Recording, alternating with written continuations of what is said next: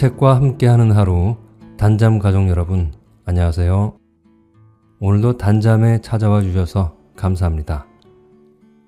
오늘 소개해드릴 작품은 윤명재 작가의 소설 립스틱 23호입니다. 오늘 소설 제목이 립스틱 23호잖아요. 그래서 제가 한번 검색을 해봤습니다. 어떤 물건인지 어떤 색상인지 궁금해서요. 그랬더니 같은 립스틱 23호인데 만드는 브랜드에 따라서 다 다르더군요. 몰랐습니다. 화장품 쪽엔 전혀 문외한이다 보니 23호 하면 다 같은 것인 줄 알았거든요. 만드는 브랜드마다 약간씩 색상에 미묘한 변화가 있더군요. 하지만 제 눈엔 다 빨갛거나 불그스름하게 보인다는 거예요. 남자들 눈엔 거의 대부분 그렇게 보이나 봅니다. 특별히 예민한 사람이 아니고서는 잘 모를 것 같아요. 립스틱 이야기로 시작을 했는데요. 소설의 주인공은 매일 저녁 8시에 반포천 뚝길로 산책을 나간다고 합니다. 그런데 늘 이 립스틱 23호를 바르고 나간다고 합니다. 어떤 사연이 있는지 한번 들어보겠습니다. 그럼 소설 낭독을 시작하겠습니다. 끝까지 저와 함께 해주세요.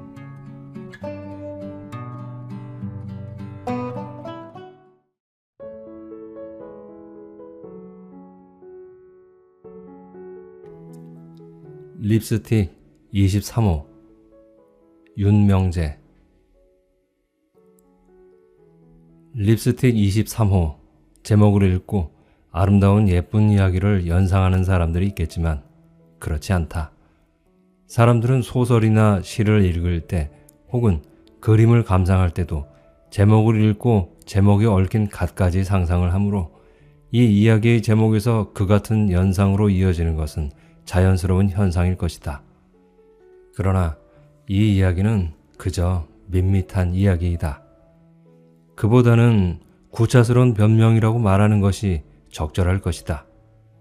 좀 더 정확하게 말하면 화장품과는 전혀 상관없는 시궁창 냄새가 풍기는 이야기라는 것이 옳다.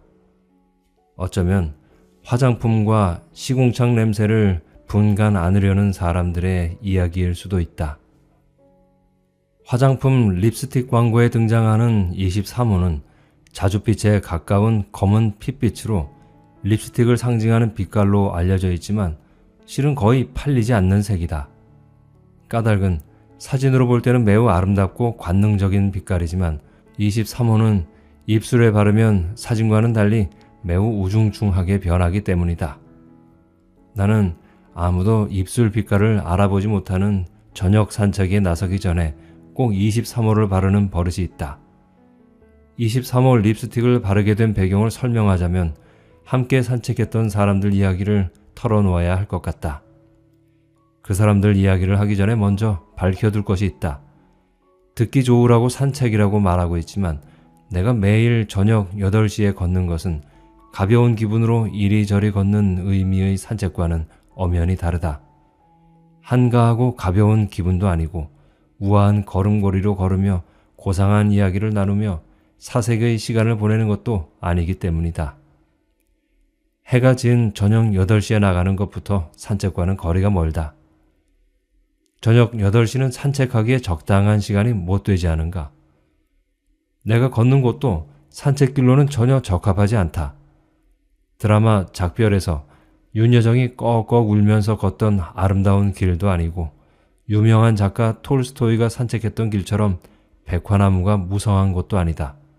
그렇다고 콘도나 호텔 주변에 조성된 오솔길처럼 아기자기한 곳도 물론 아니다. 아름답고 유명하고 아기자기한 것들은 애초부터 나와는 거리가 먼 단어였다.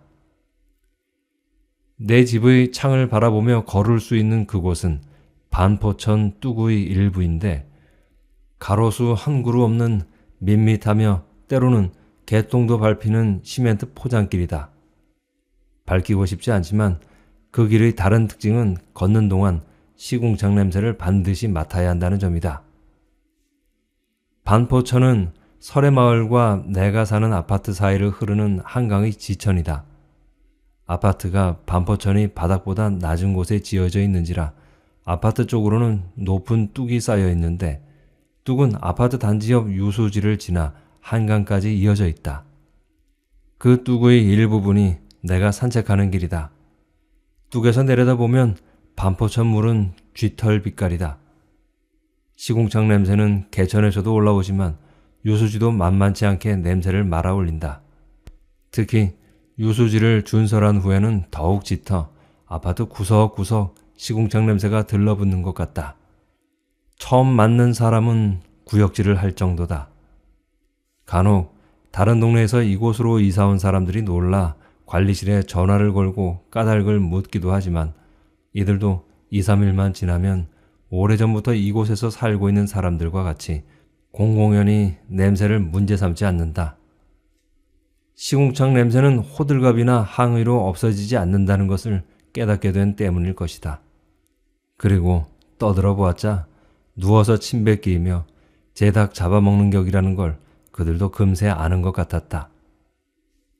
잊고 지나칠 뻔했다. 시궁창 냄새보다 앞서 밝혀둘 점은 내가 매일 저녁 그 길을 걷게 된 배경일 것이다. 매일 반포천을 산책하는 이유는 유산소 운동이 필요하다는 의사의 권고 때문이었다. 지금도 그런 경향이 아주 없는 것은 아니지만 한때 재벌이 운영하는 시설 좋은 큰 종합병원에서 건강검진을 받는 것이 돈풍께나 있는 사람들 간의 유행이었던 적이 있었다.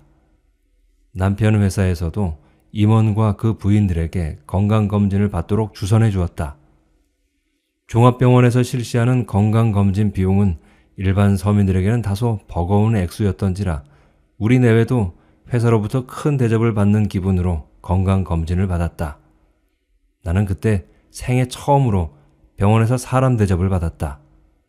면담 의사들은 우리를 선생님으로 불렀고 간호사나 검사자들은 이름 뒤에 꼬박꼬박 님자를 붙였다. 깨끗한 실내에서 최신 의료기를 사용하여 반듯한 사람 대접을 받는 동안은 마치 뽑혀서 무대에 올라간 듯한 기분이었다. 건강검진 결과 남편은 심장 허혈증이 의심된다는 판정이었고 나는 자궁경부에 포도알 같은 종양이 있으나 동네 산부인과에 가서 치료받아도 무방하다는 내용이었다.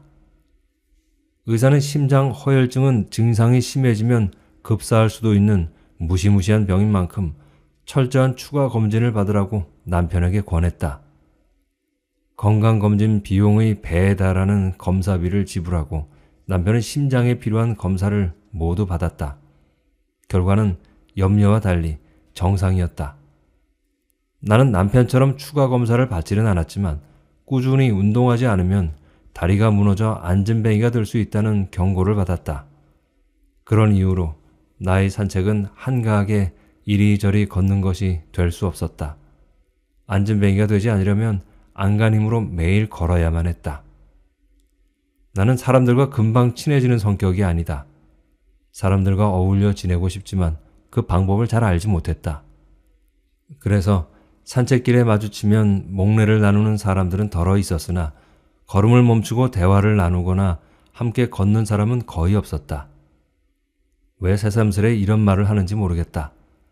내가 수줍고 적극적이 아니라는 사실이 무엇을 증명하는지 잘 알지도 못하면서 말이다. 어떻든 내 성격은 매우 소심하고 그래서 어떤 일이든 정확하게 모두 기억하는 편이다. 그러므로 지금부터 내가 들려주는 이야기는 앞뒤가 바뀔 리 없고 사실만 말할 것이며 오로지 내 눈으로 본 것만 밝힐 것이다. 그래서 자신 있게 말한다. 이 이야기는 애매한 내용이 절대 아니며 상상한 것도 아니며 다른 사람의 입을 빌려 비판하는 것도 아니다. 507호는 스스로 내게 다가왔다. 같은 아파트에 사는지라 자주 보았다. 슈퍼마켓 계산대 앞에서도 만나고 은행 창구에 나란히 서 있었던 적도 있고 학교 자모회에 참석했다가 그녀가 나누어주는 유인물도 받았었다. 딸이 507호의 장남과 놀이터에서 그네를 선점하려다 다투고 맞은 일이 있어 나는 누구보다 507호를 잘 알고 있었다. 507호는 옥리의 갸름한 미인형 얼굴이지만 배구 선수만큼 체격이 커서 전혀 미인 같지 않은 40줄의 여자였다. 미장원에서 방금 나온 듯한 머리를 이고 있지만 옷차림은 그렇질 못해 나는 그녀를 볼 때마다 마치 상표가 잘못 붙은 느낌을 받곤 했었다. 우리가 함께 산책하게 된 과정은 중요치 않지만 지금 생각하면 자연스러웠던 것은 아니고 전직 수학교사답게 계산이 치밀한 507호 스스로 결정한 일이었던 듯 싶다.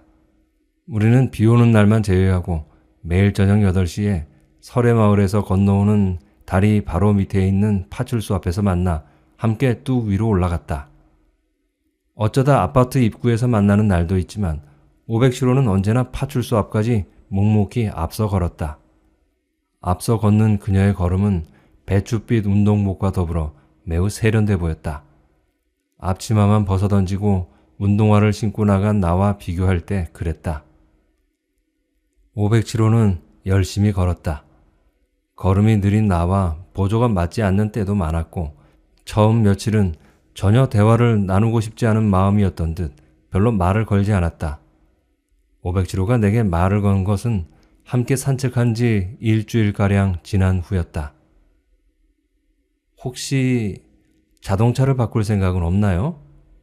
그것이 산책길에서 그녀와 내가 대화라고 나눈 이야기의 시작이었다. 아니요. 아직 한 1년 더 타려고요. 지금 생각해도 알 수 없는 것은 그렇게 대답하는 동안 내가 심한 굴욕감을 느꼈다는 점이다. 남편 회사에서 상여금 대신 자동차를 준대요. 그래서 우리가 타던 차를 팔려고요. 혹시 자동차를 바꾸실 것은 아닌지 싶어서. 차가 좀 낡았더군요. 6년이나 탔으니 오래된 셈이죠. 주변에 자동차 필요한 사람 없을까요? 글쎄요. 듣자니까 바깥분이 무슨 회사를 한다면서요? 그 회사에는 자동차가 필요 없나요? 507호는 아주 열심이었다. 그러나 나는 거의 말을 하지 않았다. 몇 번이나 대거리를 이어보려고 하였지만 틈을 찾지 못했다. 그녀의 부탁을 들어줄 처지가 못 되어 나는 매우 미안했다. 그러나 507호는 그런 내 마음을 알지 못했다. 그녀의 서운한 표정이 집으로 돌아온 뒤에도 자꾸 떠올랐다. 그 다음날 저녁 산책을 끝내고 나는 507호에게 차를 샀다. 마주 앉아 차를 마시며 자동차를 곧 팔 수 있을 것이니 염려 말라며 웃어주었다. 며칠 뒤 그녀가 자동차를 팔지 못해 걱정하고 있다는 이야기를 누군가로부터 전해 듣게 되었는데 그날 저녁 산책길에는 줄곧 목구멍에 까끌까끌한 것이 걸려있는 것 같았다. 캬 뱉고 싶었지만 헛기침만 반복했었다. 그 다음 날은 저녁상을 차릴 무렵부터 507호가 머릿속에 꽉 찼다. 그날따라 비도 내리지 않았다. 파출소 앞에 나가니 먼저 나를 기다리고 있었다. 나는 웃어야 좋을지 잠시 망설였다. 관절염이 재발한 것 같아요. 오늘은 반만 가기로 하죠. 앞장선 507호가 산책거리를 줄이는 결정을 내렸다. 사평로를 달려 내려오는 자동차에서 뿜어내는 소음이 여느 날보다 크게 들렸지만 여의도 고층 빌딩의 불빛이 아파트 옥상 위에 잔뜩 피어 아름다운 밤이었다. 그렇지만 걷는 동안 자주 손바닥을 펴 코와 입을 막아야 했다. 서풍을 타고 날아온 시궁창 냄새가 공기를 흔들고 있었지만 숨을 멈출 수 없는 법. 하지만 손으로 입을 막는 것은 그저 신용에 지나지 않았다. 숨을 쉬면 냄새가 가슴 가득 빨려 들어왔다. 그날 우리는 고개를 숙이고 여느 날보다 빨리 걸었다.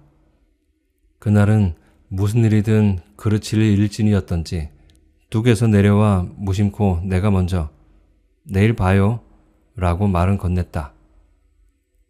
아무래도 다리가 아파서 저녁 산책은 잠시 쉬어야 할까 봐요. 507호는 웃지도 않고 그렇게 대답했다. 실수했다는 것을 내가 알아챈 것은 다리가 아파 산책할 수 없다던 507호가 방배동 산행팀에 합류하여 운동을 한다는 이야기를 전해 듣고 난 후였다. 507호는 애물단지였던 차를 누군가에게 팔고 지금은 눈빛처럼 흰 신형 승용차를 몰고 다닌다.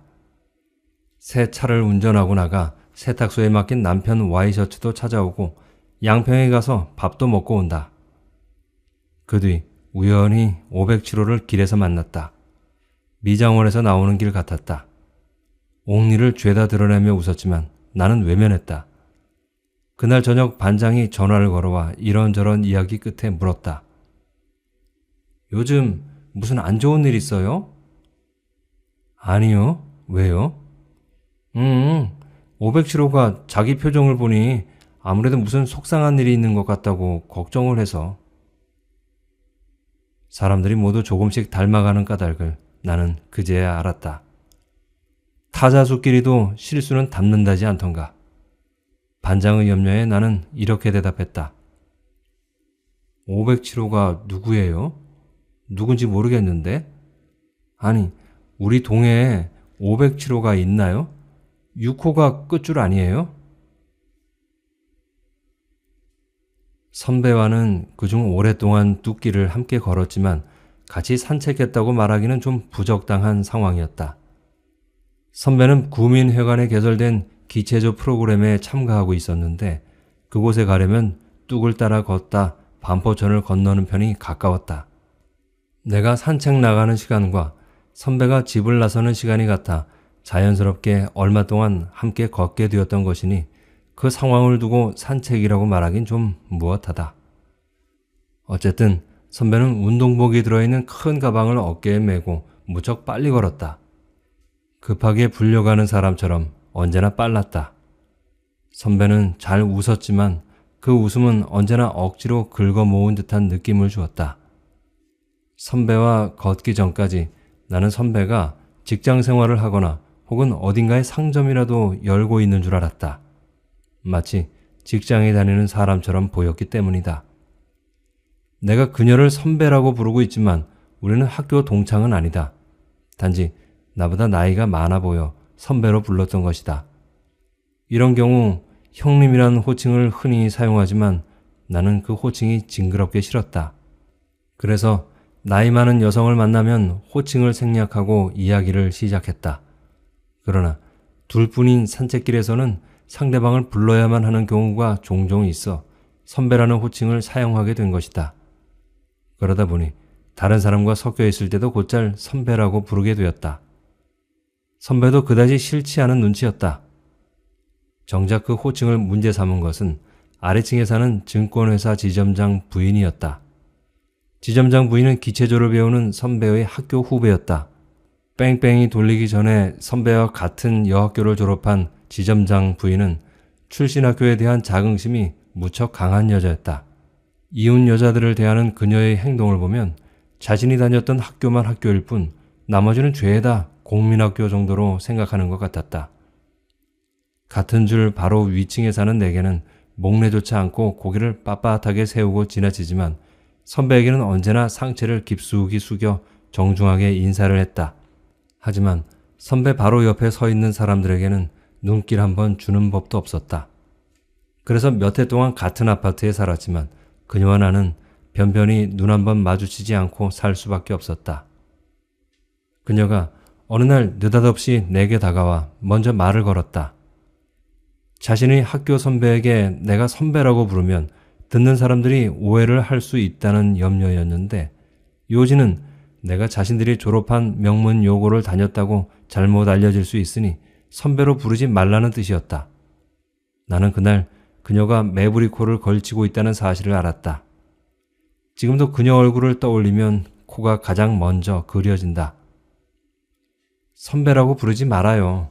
하며 오므리던 병어 입술과 함께 나는 그녀의 부탁을 받아들이지 않았다. 선배는 먹거리에 관한 한 거의 도사 수준이었다.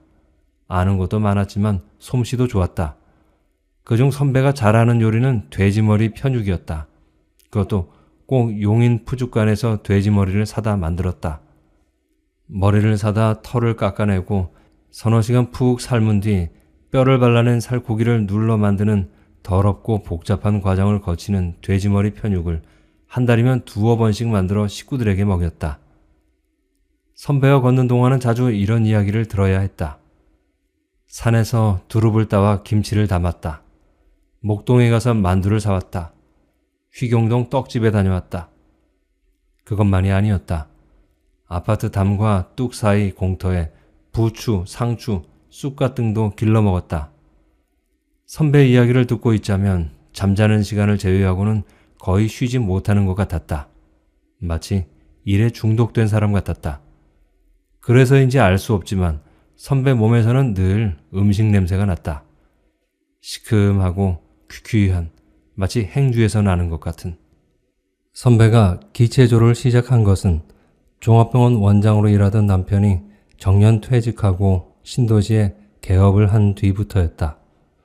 선배는 손을 놓고 한가하게 보낼 수 있을 나이련만 몸뚱이를 잠시라도 편하게 두면 벌이라도 받는 사람처럼 움직였다. 스스로 자신의 몸을 달달 볶았다. 명문 여고를 졸업하고 유명한 의사 부인이며 일찌감치 유학을 떠난 딸도 있고, 비록 재수 중이라지만 멀끔한 큰아들과 대학생인 작은아들이 펼쳐준 울타리로는 만족할 수 없는 것 같았다.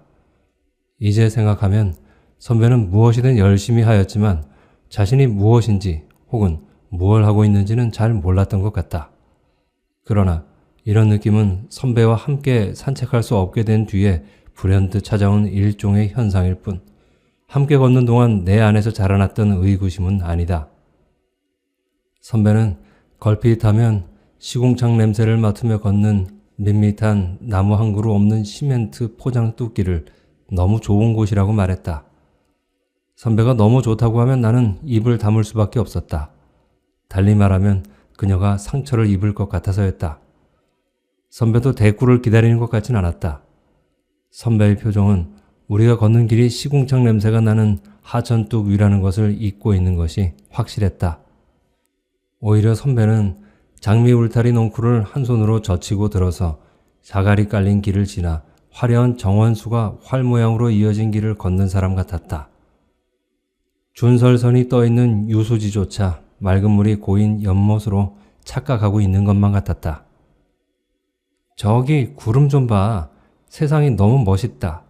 기체조 해봐요. 너무 좋아요. 머리가 맑아지고 몸이 가쁘네요. 참, 냉면 좋아해요? 우리 집표 냉면 참 맛있어요. 방부제도 전혀 들어가지 않고 너무 맛있어요. 선배는 끊임없이 맛있고 좋고 멋있는 이야기만을 하는 불가사의한 존재였다. 연구 대상이었다. 그러나 나는 막연히 추측만 할 뿐 선배의 속내를 정확히 알 수 없었다. 그러다 어떤 날 선배에게 이렇게 넌지시 물어보았다. 선배님, 일부러 바쁘게 움직이려고 일을 만드시는 것 같아요? 선배는 잠시 대답이 없었다. 힐끔 훔쳐본 선배의 얼굴은 한 번도 보지 못했던 그런 표정이었다. 쉬면, 손을 놓고 있으면 그대로 녹아버릴 것 같아. 우울증 걸릴까봐 무섭고 불안해. 내 동기들 중 하나는 대통령 부인이 될지도 모르는데 나는 아무것도. 앞뒤가 맞지 않는 이야기를 횡설수설하던 선배는 구민회관 입구에 닫자 땀을 닦았다. 선배의 그 모습이 나를 움직이게 했다. 아직 10분이나 남았어요. 여기 잠시 앉았다 가세요. 땀도 들이고 숨도 고르고. 벤치에 앉자 선배가 참았던 듯 한숨을 크게 내쉬었다. 내가 이야기를 좀 할까? 그렇게 해서 나는 그날 선배의 이야기를 듣게 되었다. 선배 남편 의사는 교과서였다.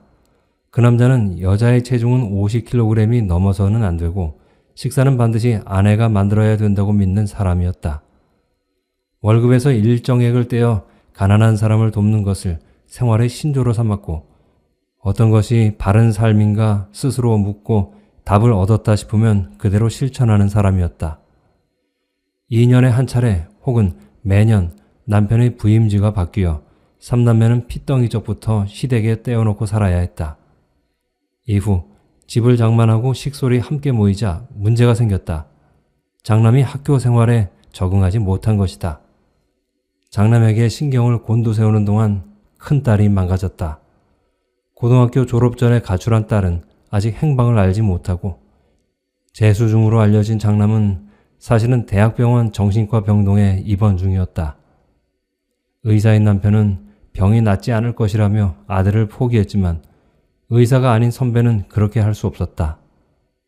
그나마 둘째 아들이 삼수 끝에 대학에 입학해 주어 요즘은 너무 고맙다고 했다. 이야기 끝에 이제는 자신의 차례인 것 같아 무척 무섭다고 천천히 고백했다. 그날 이후 선배와 나는 함께 산책하지 못했다. 내가 조금 늦게 나가 선배가 먼저 가는 날도 있었고 선배가 구민회관에 가지 않는 날도 있어 만날 수 없었다. 선배는 아마도 자신의 속내를 거침없이 드러내는 것을 후회하는 것 같았다. 선배의 진심을 알게 되었건만 나는 선배에게 가깝게 갈 마음은 없었다. 솔직하게 말하면 마주하는 일조차 부담스러웠다. 선배의 불행에 전염될까봐 싫었다. 한 달쯤 지난 뒤에 선배와 마주쳤는데 내가 입고 있는 블라우스를 부비며 너무 예쁘다고 축혀주었다. 저녁 산책에 동행하지 못한 것에 대하여 한마디도 않자 선배가 먼저 물었다. 요즘도 산책하나? 예. 나는 요즘 기체조는 않고 에어로빅을 배우러 다녀. 길 건너편 새로 개장한 스포츠클럽 회원권을 샀어요. 잘하셨네요. 회원권 값이 적지 않다던데. 글쎄, 아빠가 품위를 지키라며 사주었는데 내 평생 처음이에요.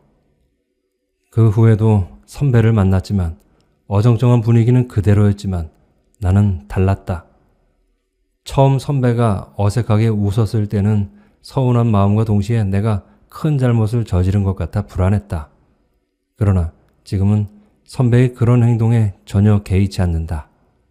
선배를 존경하게 되었다고나 할까? 아마 나는 결코 선배처럼 살 수 없을 것이다. 사람은 누구나 실수를 저지르지만 실수를 알아채는 사람은 적다. 실수를 알아채고 바로잡는 사람은 더욱 적다. 그보다 적은 사람만이 자신의 실수를 정직하게 인정하는가 본데 나는 선배가 바로 그 적은 사람 중 하나라고 생각한다. 빠른 걸음으로 지나가는 선배를 보고 있자면 선배는 머릿속 가득 같은 생각을 하고 있는 것 같다. 아이고 맙소사, 모두 내 탓이군. 적절한 설명이 될는지 모르지만 이것이 내가 선배를 존경하게 된 까닭인 것 같다. 역겨우리만치 평범한 내용이다. 하지만 선배와 함께 시궁창 냄새가 풍기는 뚝길을 걸었던 이야기를 내세우는 데는 그럴 만한 이유가 있다. 그 무렵 나는 우울증을 앓고 있었던 듯 싶다. 아니다. 세상을 비관하며 자살을 기도했거나 식음을 전폐하고 연일 우는 증상은 없었으니까 우울증이라고 단정하는 것은 옳지 않을 수 있다. 그렇다면 그 무렵 나는 무척 슬펐다는 것이 적절한 설명 같다. 아무튼 나는 하루 종일 거의 말을 않고 꽤 오랫동안 살았다. 띄엄띄엄 입을 열었지만 일어나, 밥 먹어. 그래, 알았어가 고작이었다. 얼굴을 맞대고 살지만 식구들과 나는 여느 때와 같습니다 라는 특별한 말조차 나누지 않고 있었다. 그것만이 아니었다. 언제 시작된 형상인지 알 수 없지만 나는 전에 알고 있었던 하얀 꽃의 이름이나 소설의 주인공 이름을 홀랑홀랑 잊어버리고 있었다. 하지만 꽃과 사람 이름을 잊어버린 뒤에도 나는 살았다. 내 안에서 여전히 산소 같은 것은 남아 있었다. 그래서 몸속을 흘러다니는 산소를 빨아먹고 살고 있었다. 아직도 나는 첫 산책을 나갔던 그날을 잊지 않고 있다. 그날은 종합검진 결과를 알려준 의사의 말대로 동네 산부인과에 갔던 날이기도 하다. 자궁경부에 생긴 종양을 없애달라는 내 말에 의사는 가뿐하게 고개를 끄덕이며 내진을 했다. 그러나 손가락을 뺀 의사는 전처럼 가뿐한 태도가 아니었다. 레이저로 간단히 끝낼 수도 있지만 아무래도 정밀검사가 필요하다며 이틀 후에 다시 오라고 무거운 표정으로 말하는 것이었다. 의사는 심각하게 생각 말라며 돌려보냈지만 집으로 돌아온 나는 그렇게 단순하게 여길 수 없었다. 산부인과 문턱을 경계로 나는 모든 것을 단순하게 생각할 수 없게 되었던 것이다. 죽음이 나를 포착하고 있는 것만 같았다. 사실 누구나 그런 상황이 되면 기막힌 쪽만 쳐다볼 뿐 중간점을 찾기는 어려운 법이다. 남편이 돌아오기 전까지 내가 할 수 있었던 일은 신문의 부고란을 꼼꼼히 읽는 정도였다. 남편에게는 작은 목소리로 태연하게 아주 천천히 마치 죽음을 초월한 사람처럼 동네 산부인과 의사에게 들었던 사실을 알렸다. 내 설명이 끝나자 남편은 대뜸 이렇게 물었다. 수술비가 얼마래? 다음에 가거든 값을 깎아봐. 수술비도 깎아주나요? 그럼 돈인데. 남편은 돈과 관련된 일만 제외하면 지극히 정상적이고 원만한 사람이었다. 하지만 나는 사업가도 아니고 신문기자처럼 비판의식이 투철하여 요모조모 따질 능력이 있는 사람도 아니고 그렇다고 탤런트 전원주처럼 끼가 숨어있는 사람이어서 파파 하고 웃고 넘길 수 있는 사람도 못 되었다. 내가 할 수 있는 일이란 기일에 맞추어 공과금을 내고 매일 먹는 밥과 국을 만들어 상에 올리고 오른팔 소매를 뒤집어 다림질하는 정도였다. 형이상학적인 이야기에 감동하거나 비현실적인 일에 저항하여 소란을 피울 수 있는 용기는 더욱 없었다. 그러자니 수술비를 깎아보라는 남편의 말을 듣고도 반박은커녕 난로에 올려진 주전자를 끼고 있는 사람처럼 우왕좌왕할 수밖에 없었다. 바람이 필요했다. 반포천 뚝에 나간 것은 기습적인 사건 같지만 실은 이런 배경이 숨어 있었다. 그날도 뚝 위로 습기 찬 서풍이 불었고 시궁창 냄새가 코를 찔렀을 터지만 나는 전혀 알지 못했다. 뚝 위를 얼마간 걷자 마치 태풍을 피해서 천막 속으로 들어선 것처럼 안온했다. 뚝은 호젓하고 차분한 시간을 보낼 수 있는 곳이었다. 개똥도 파란 유리병처럼 보이는 곳이었다. 타박타박 걷는 동안 나는 끊임없이 수십만 개의 항공등이 켜진 활주로만 생각했다. 드문드문 사람들이 지나쳤다. 모두들 시궁창 냄새도 잊은 채 밋밋하고 지루한 뚝 위를 마치 산책하듯 말없이 걷고 있었다. 뒷날 의사로부터 큰 수술이 필요치 않다는 소견을 들었지만 남편에게는 며칠이 지난 뒤에 그 사실을 알렸다. 다행이군. 정말 다행이야. 남편은 그렇게 말했지만 나는 그 말이 수술비가 필요 없게 되어 다행이란 것인지 혹은 내가 중병이 아닌 것이 다행이란 의미인지 묻지 않았다. 그날 이후부터 나는 매일 뚝길을 걷고 있다. 세 번째 여자 이야기를 할 차례다. 그녀도 얼마 동안 함께 뚝길을 걸었던 여자들과 마찬가지로 이름이나 나이를 알지 못한다. 다만 눈가의 주름살이 내 것과 비슷하여 나와 비슷한 나이로 짐작할 뿐이다. 우리는 기억하고 있는 내용이 같았다. 그 중에는 양키 물건을 사용하던 어머니에 관한 것도 있었다. 어머니가 찬장에 모셔두었던 파이렉스 그릇들도 이제 보면 그럴 만한 가치가 전혀 없었다는 것에 의견이 일치했고 허벅지나 허리춤에 커피나 화장품을 차고 찾아오던 미제 아줌마의 몸빼에 관한 기억을 나눌 때는 눈물이 빠지게 웃곤 했다. 다른 점도 있었다. 체중이다. 50kg이 넘지 않는 그녀는 매장에서 가장 작은 옷을 골라 입었고 나는 그 반대였다. 처녀도 40이 넘으면 나이살이 붙는다고들 하는데 그녀의 몸매는 장정으로 자란 형제를 낳았다는 것이 믿기지 않을 만큼 가늘었다. 그녀에게는 입을 여는 것과 동시에 미간이 찌푸러지는 버릇이 있었다. 그래서 그녀의 버릇을 알지 못하는 사람들은 자칫 그녀가 심하게 화가 나 있지만 언짢은 기분을 억누르고 있는 것으로 오해를 한다. 그러나 시간이 지나면 모두 그녀가 재미있는 이야기를 할 때도 미간을 찌푸리며 입을 실룩인다는 것을 알게 되므로 찌푸리고 있는 그녀 앞에서도 깔깔 웃었다. 이런 이야기는 할 것이 아니지만 나는 그녀와 산책하기 이전 목례를 주고받는 정도로 지낼 때는 지금과 달리 그녀를 매우 얕잡아 봤다. 내가 그녀를 얕잡아 본 이유는 그녀가 슈퍼마켓 주인과 친하게 지냈기 때문이다. 슈퍼마켓에 가면 105호에 사는 그녀가 주인과 마주 앉아 수다를 떠는 광경을 자주 볼 수 있었다. 그러니까 단지 슈퍼마켓 주인과 친구로 지낸다는 이유만으로 그녀를 얕잡아 본 것이다. 야비한 짓인 줄 알지만 그렇게 할 수밖에 없었던 데는 그만한 까닭이 있다. 이곳에 사는 동안 나는 슈퍼마켓 주인과 친구처럼 지내는 여자를 본 적이 없다. 슈퍼마켓 주인뿐 아니라 미장원 사장, 비디오, 문구점 주인 등과는 반드시 경계를 긋고 그 선을 넘지 않는 것이 불문율이었다. 물론 그녀는 슈퍼마켓 주인과 여러 가지 면에서 달랐다. 그걸 알고 있었지만 나는 그 점은 외면했다.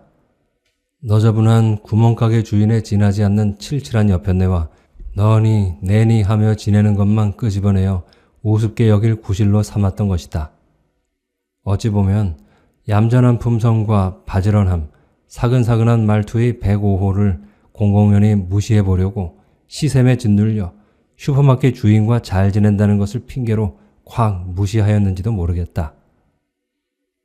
여러 날 함께 산책한 후 어지간한 일로는 오해를 사지 않을 만큼 마음을 열었다고 여겨졌을 때 나는 그녀에게 물었다. 슈퍼마켓 아줌마와는 어떻게 그렇게 친해졌나요? 그녀의 대답은 지나치게 솔직했다. 나는 여기 이사와서 너무 외로웠어요. 천성이 덮얼덮얼 남에게 말을 붙이는 성격도 아니고 친구가 없었어요. 하루 종일 한마디도 않고 지내는 날이 많았어요. 그녀는 하고 싶은 말이 많은 눈치였지만 내가 그녀의 손을 잡자 잠자코 입을 다물었다. 105호와는 산책 외에도 함께 지내는 시간이 많았었다. 할인 매장에도 함께 갔고 백화점 카드 한 개로 함께 옷도 샀다. 미술 전람회에도 자주 함께 갔다. 립스틱 23호도 같이 샀고 스킨 커버도 같은 빛깔로 구입했다. 그야말로 반포 주민들처럼 지냈다. 물론 함께 갈 수 없는 곳도 있었다. 불자인 그녀는 법회에 갔고 종교를 갖지 않은 나는 그 시간이면 집에서 텔레비전을 보았다. 그러나 그녀와 함께 다니는 일은 오래 지속되지 않았다. 남편이 실직한 후부터 그녀와 나는 8시 산책만 함께 할 수 있었다. 남편은 흔히들 말하는 IMF 영향으로 구조조정된 대상은 아니다. 직장을 그만둔 시기가 비슷해서 자칫 오해를 불러일으킬 수 있지만 남편은 붙잡는 회사에 손을 뿌리치고 자기 발로 걸어 나온 사람이다. 남편이 자신보다 10살 젊은 사람이 사장으로 내정되었다는 이야기를 전했을 때 일이 그 지경으로 진행될 줄은 짐작 못했다. 그 뒤 집으로 돌아온 남편은 더러워 못해 먹겠다는 투정을 자주 했다. 남편이 그런 투정을 할 때마다 사는 게 모두 그렇게 더럽다 라는 말로 내 딴에는 위로랍시고 시부렁거렸다. 하지만 남편은 내 말을 고지고대로 듣지 않는 사람이었다. 나는 진심으로 남편을 위로하였지만 남편은 위로가 아니라 직장을 그만두지 말라는 압력으로 느꼈던 것 같다. 남편에게 시궁창물을 꿀꺽꿀꺽 마시라고 말한 것이 아니건만 남편은 내가 자신의 머리를 시궁창에 쳐박고 있다고 결론지었던지 너만 아니면 당장 사표를 쓴다며 으르렁거리곤 했다. 남편이 으르렁거릴 때마다 나는 반성했다. 그런데 야릇한 일이었다. 남편이 불쌍하지 않았고 그에게 미안한 마음도 없었다. 오히려 통쾌했다. 남편이 직장을 그만둔 후에 닥칠 경제적 어려움을 짐작하면 불안했지만 남편이 느끼는 굴욕감과 내가 갖는 통쾌함은 떼어놓고 싶었다. 그제야 나는 남편이 직장에서 승진할 때마다 기분이 오르락 내리락하여 잠을 자지 못했던 이유를 알 것 같았다. 그것은 유용과 불필요의 문제가 아니었다. 그것은 걸을 때 발자국이 생기느냐 아니냐의 차이였다. 세 여자를 동시에 뚝 위에서 만난 것은 지리산 뱀사골에서 100여 명이 실종된 사건이 있었던 밤에서 일주일쯤 지난 저녁 어느 날로 기상청에서 게릴라성 폭우라고 명명한 비가 하루 종일 좌충우돌로 쏟아진 날이었다. 서울도 예외는 아니어서 아침부터 한강의 위험 수위를 넘나들고 있었다. 잠수교도 물에 잠겼다 드러났다를 반복했다. 몇 해 전 아파트의 1층 베란다 높이까지 물이 차 놀란 경험이 있는지라 나는 비만 오면 한강 수위를 주의 깊게 살피는 버릇이 있었다. 그날은 텔레비전에서도 중랑천과 셋강 안양천의 수위를 번갈아 보여주며 종일 중계방송을 해주었다. 베란다까지 물이 찬 이후로 서초구에서는 많은 예산을 들여 곳곳에 펌프 시설을 설치했다. 반포천이 역류하지 않도록 다단계 조치를 취했다는 내용이 반상회 때마다 고지되었다. 나는 그런 고지를 주의 깊게 듣지 않는 척했다. 내가 사는 반포가 사람들에게 알려진 것처럼 산뜻한 중산층들만 모여 사는 깨끗하고 완벽한 동네가 아닌 물난리를 걱정해야 되는 후진 곳이란 사실에 자존심이 상했다. 시궁창 냄새를 서로 모른 척하는 것도 같은 이유였을 것이다. 그만한 일로는 타격받을 살림이 아니라는 것을 은연중에 내보이려는 허영심도 있었다. 우산을 받고 반포천으로 물을 보러 나간 때는 동회 직원의 대피준비 방송이 있은 직후였다. 동회 직원은 유수지에 설치된 9개의 펌프를 모두 가동 중이지만 강우량이 워낙 많아 감당을 못하고 있는 사정이라며 1층에 사는 사람들은 대피 준비를 하라고 알렸다. 바닥을 기어가던 반포천의 수위가 불쑥 솟아 뚝을 넘보고 있었다. 아파트 2층 높이였다. 나는 천천히 반포천과 유수지 사이에 설치된 관문까지 가보았다. 선배가 있었다. 우리는 웃는 얼굴로 인사를 나누었으나 비나 물에 대한 이야기는 일부러 하지 않았다. 우리 산에 한번 가요. 선배는 등산 가자고 했고 나는 그러지요. 요즘 참 좋겠네요. 라는 말로 대거리를 이었다. 등을 치는 손이 있어 돌아보니 105호였다. 그녀는 뜬금없이 화장품 살래요? 하더니 내 손을 자신의 뺨에 대며 만져보라고 했다. 나는 이전에 그녀 뺨을 만져본 적이 없었던지라 화장품의 효과를 도통 가늠할 수 없었지만 고개를 끄덕여 주었다. 어머, 저것 좀 봐. 내 옷이 떠내려가네. 선배가 재미있어 죽겠다는 표정을 지었다. 우리는 그녀의 손가락이 가리키는 것을 보았다. 선배가 입고 있는 티셔츠와 같은 것이 흙탕물에 쓸려 떠내려가고 있었다. 선배는 마치 자신이 그 물결을 타고 넘는 양 까치발을 세웠다. 나무 토막, 스티로폼 조각, 세상의 모든 쓰레기들이 티셔츠와 같이 빠른 속력으로 흘러내려갔다. 물이 가득 찬 유수지는 호수로 변해 있었다. 우리 셋이 관문에서 돌아섰을 때 507호가 저만치 오고 있었다. 옥니를 드러내며 환하게 웃으며 물었다. 짐들 꾸리셨어요? 아니, 1층에 사는 댁도 아니면서 짐 쌌어요? 네, 트렁크 내려 이것저것 넣었어요. 어디로 가나요? 저기 학교로 보낼까요? 507호가 궁금한 듯 꼬치꼬치 물었지만 아무도 대답하지 않았다. 그렇다고 그녀의 질문을 무시한 것은 아니었다. 아무도 알지 못하는 일이었기 때문이다. 정적을 깨려는 듯 선배가 물었다. 가방에 뭐 넣었어요? 그러자 507호가 득의 만면한 얼굴로 답했다. 여권이요. 미국 비자 받아놓은 건데 잃어버리면 귀찮잖아요. 아무도 소리내어 웃진 않았다. 그렇다고 혀를 차는 사람도 없었다. 나는 조금 슬펐다. 하지만 내 슬픔은 507호와는 아무 상관이 없는 오로지 나만의 것이었다. 요즘 나는 처음 시작했을 때처럼 혼자서 반포천 뚝길을 산책한다. 함께 걷던 105호가 집을 팔고 이사를 갔기 때문이다. 반포천 뚝은 평상시 모습과 같다. 뚝에서 바라다 보면 쥐털빛 물결이 느물느물 바닥을 기어가고 물이 빠진 유수지에는 낮 동안 작업을 했던 준설선이 멈추어 있다. 누군가 목례를 하고 지나치면 나도 허공에 대고 답례를 한다.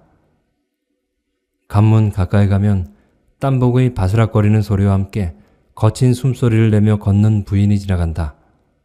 줄곧 해오던 일이어서 하루도 빠뜨릴 수 없다는 기세로 달려가는 그녀의 뒷모습을 잠시 바라본 뒤 나도 걷는다. 유행가를 부르기도 하고 발끝으로 돌도 찬다. 발을 허공으로 올려 저어보기도 하고 주변에 아무도 없으면 껑충껑충 제자리 뛰기도 한다. 가로등 밑을 지날 때면 잠시 멈추어 가만히 나를 내려다본다. 운동화, 반바지, 티셔츠가 보인다. 간혹 옷 안에 들어있는 나의 나체를 상상한다. 목욕탕에서 숱하게 보았건만 그 일은 무척 어렵다. 그래서인지 나는 내 몸보다는 푸른 유리병이나 볼펜 혹은 야채 같은 것을 먼저 연상한다. 심지어 이름을 알 수 없는 괴물의 모습이 먼저 떠오르는 날도 있다. 퇴직한 남편은 요즘 매일 자동차를 닦는다. 세수를 하는데도 시간이 걸리고 샴푸는 머리카락을 한 가닥 한 가닥 세며 하는 것 같다. 일어나 침대 시트에 주름을 말끔히 펴주지만 기상시간은 일정치 않다. 아침 8시에서 11시 사이에 아침을 먹고 점심은 3시에도 먹는 등 일정치 않다. 그러나 저녁은 8시 전에 먹어주었다. 남편의 관심이 싱싱한 오이를 고르는 법, 칼국수 국물을 시원하게 만드는 법, 콩국수를 맛있게 만드는 식당으로 옮겨가는 동안 나는 새로운 공항의 건설 일정, 야당의 장외 투쟁, 아파트의 재개발로 얻을 수 있는 이익 등에 관심을 갖게 되었다. 매일 산책한 덕인지 무릎도 한결 부드러워졌다. 추분이 지난 요즘 저녁은 제법 차서 긴 소매 옷이 싫지 않다. 뚝 위로 올라서면 선뜩하지만 걷기 시작하면 곧 몸은 더워진다. 어제는 동풍이 불었다. 얼마쯤 걷자 반포 소방서에서 튀어나온 불자동차들이 설해마을 쪽으로 달려가는 것이 보였다. 나는 잠시 멈추어 사이렌 소리를 내며 달려가는 불자동차를 한가하게 쳐다보았다.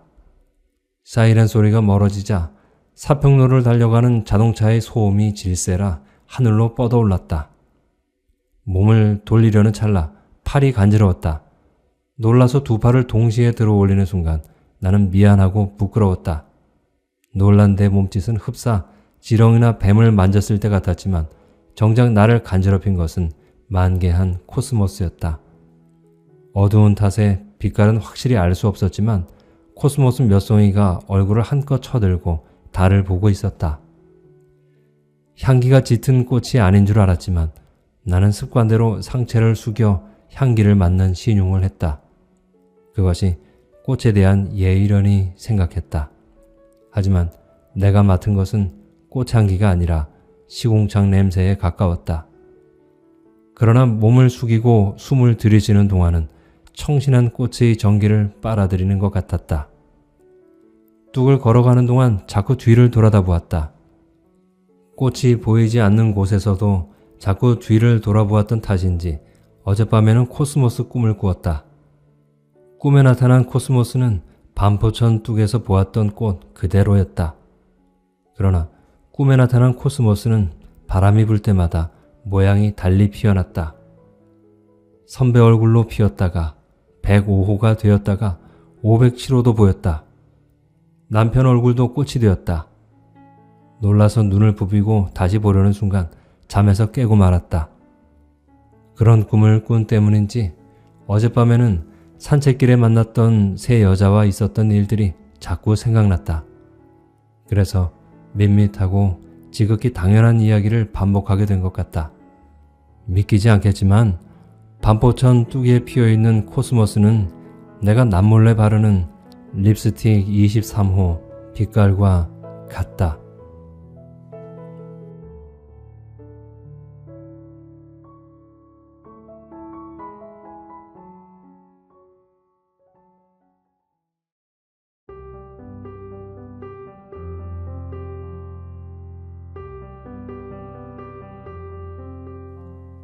어떻게 들으셨나요? 소설에서 처음에 주인공이 이야기했던 대로 너무나 평범해 보이는 한 여성의 일상 이야기였습니다. 주인공은 소설의 내용으로 비춰보면 대략 40대 후반에서 50대 초반 정도의 경제적으로 어느 정도 성공한 부유한 사람들 속에 속한다고 보여지는데요. 그렇죠? 세속적 관점으로 보면 반포에 있는 아파트에 살고 있으니까 이거 성공한 거 아닌가요? 그렇게 그냥저냥 평범한 일상을 살던 여성이 어느 날 병원에서 정기검진을 받은 후 의사의 권유로 시작하게 된 반포천 산책에서부터 이야기가 시작됩니다. 산책을 하면서 만난 세 명의 여자에 대한 이야기가 이 소설의 주요 소재인데요. 세 명 다 좀 독특한 사람들이에요. 507호 여자, 그리고 선배라는 여자, 105호에 사는 여자. 507호 여자는 자기가 타던 차를 은근히 사주길 바랍니다. 그러면서 살짝 조르기도 하죠. 주인공이 살 생각이 없다는 것을 알자 이 여자는 바로 다른 모임으로 가버렸습니다. 그리고 선배라는 사람은 의사 남편을 두고 또 자녀들도 모두 잘 성장한 집안의 복 많은 사람인 줄 알았는데 실상은 전혀 그렇지 않았던 사람이었죠. 세 번째 105호에 사는 여자는 그래도 제법 함께 지내는 시간이 많아서 그런지 잘 맞는 사람이라고 생각했는데요. 주인공의 남편이 실직하는 바람에 그 관계도 더 이상 지속하지 못하게 됩니다. 이 세 사람의 모습을 가만히 살펴보면 뭔가 좀 느껴지는 게 있어요. 저는 이 세 사람의 각기 다른 모습들이 합쳐져서 하나의 주인공의 모습으로 겹쳐 보였습니다. 다시 말씀드리면 주인공이 가지고 있는 각기 다른 성격들이 투영된 사람들이라고 하면 어떨까 싶은데요. 507호 여자의 자기과시 또는 이기적인 마음, 그리고 선배의 우울하고 갑갑해 보이는 인생, 또 105호 여자의 외로움. 주인공이 산책길에서 만난 사람들은 결국 자기 자신의 또 다른 모습들이었다고 말씀드린다면 좀 비약일까요? 조금 억지스러운 면이 없지 않아 있긴 하지만 말이죠. 네, 겉으로는 화려하고 비싼 동네, 누구나 살고 싶어하는 부유함의 상징인 반포천 근처의 아파트.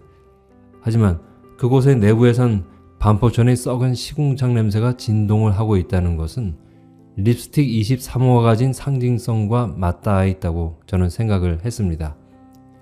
왜냐하면 립스틱 23호는 화려한 색상을 가지고 있어서 바르는 사람을 아름답고 관능적으로 보이게 할 것 같지만 막상 입술에 바르면 우중충하게 변하고 만다는 점에서 비슷하다고 할 수 있을 것 같습니다.